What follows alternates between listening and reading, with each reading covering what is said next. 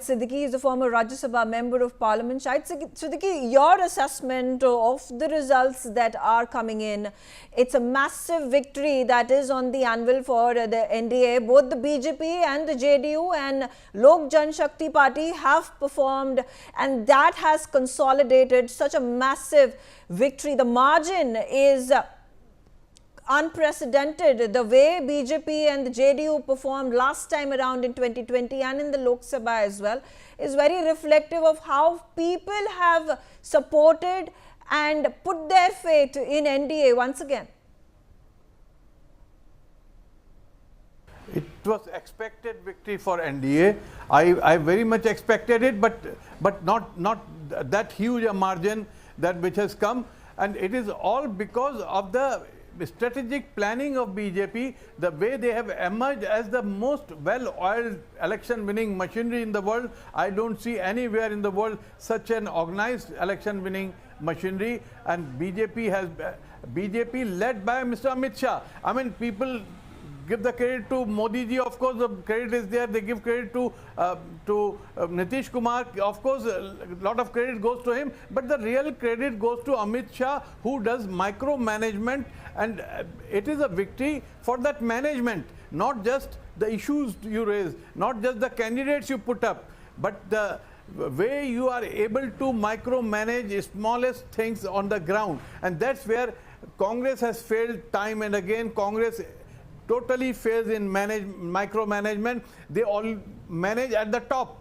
The top leadership is managed, where they will go, what kind of rallies they will hold, which helicopters they will use, etc., etc. But they don't have cadre on the ground, and they do not prepare for the polling booths. That they cannot bring their supporters.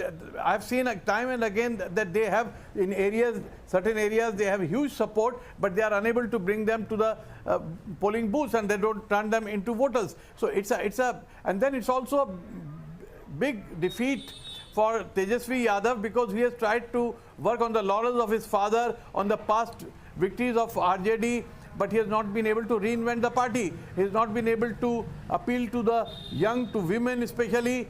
And that's where, you know, Nitish Kumar has succeeded time and again. He has emerged as the real hero for the women of Bihar, although he has not been able to change their life. But he has been able to tell them that I am there for you. I am going to bring some relief for you in the future. So that's what's happened.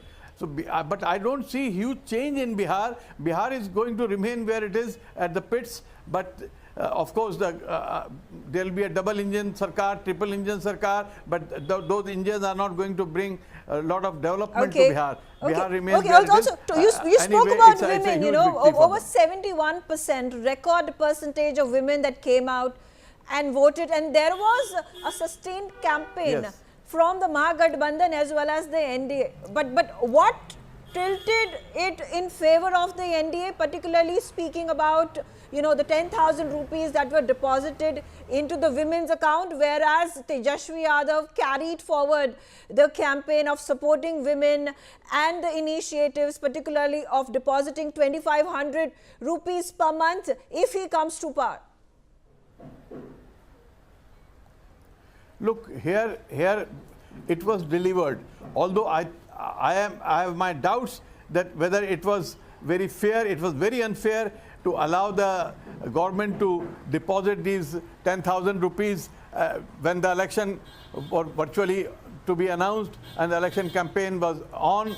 Just before the voting, these 10,000 rupees were deposited into the accounts of more than a crore women, which was absolutely unfair, wouldn't have been allowed in any other democracy, and in the past election commissions would have allowed that. But that was allowed, that has happened. But the Gathbandhan should have been prepared for it, because the same strategy was adopted by NDA in Madhya Pradesh, in Maharashtra, so they should have been prepared for it. So promises really don't work. What people see now is deliver. People don't have faith in the politicians' promises. But if something is delivered, they say, "Ye to karke dikhaya hai, ye to ho gaya." So that has played a very major role. Women have risen above caste. They have broken caste barriers to vote for NDA, and that I think is the turning point, because Last election there was only a difference of hardly 1% votes, but now it seems that there is 3-4% vote difference, and that difference, a major difference, is coming from women, and that's the major turning point for the NDA. Okay, Shahid Siddiqui, thank you very much for joining me on the telecast, sharing your views. We'll come right back. I request all my panelists to stay put, and we'll take a short break.